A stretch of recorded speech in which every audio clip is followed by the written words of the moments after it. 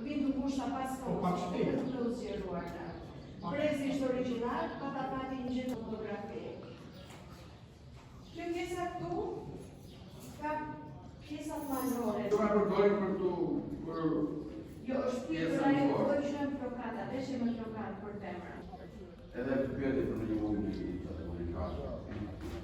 Dhe kjo pastaj është pjesa që ka përshme me terveni, por ndryshon të pjesa. Që së terveni ka të stalevë, të gjitha zonat kanë pasur partë në motore dhe veçilotat. Këtët janë përshtatur kushteve.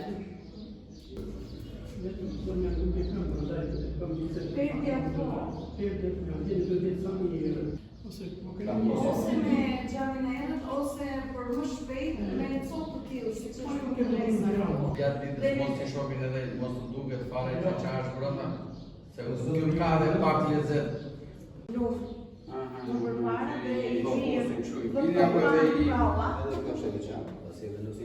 Ne kemi arritur edhe gjyshet tona që i mbanë. E kuri me prush edhe këta i kemi njërë.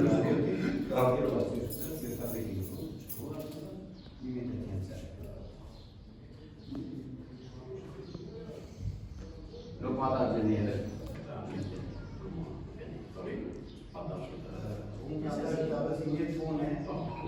Se ka zveshjeve dhe zveshjeve me që kanë punuar, që kanë pasur ato vejtës. Bajni. E qëtë. Mirë.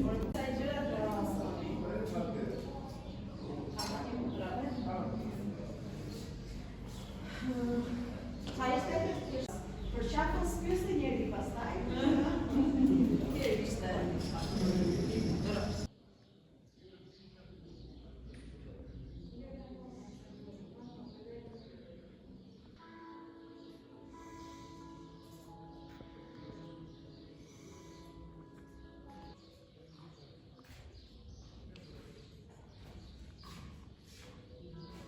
Ideja ka lindur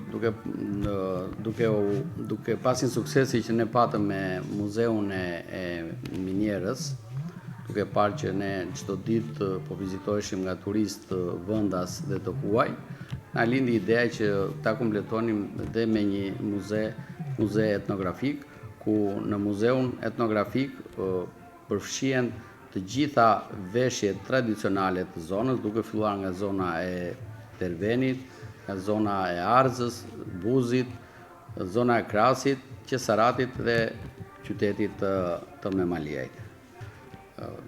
Ne kemi bërë bazën e veshjeve tradicionale të zonës për momentin dhe jemi çdo ditë duke punuar për ta kompletuar këtë muze me të gjitha, duke filluar me qylymat, me rrugicat dhe me shumë sende të tjera që janë përdorur në të kaluar në zona dhe në trevat tona.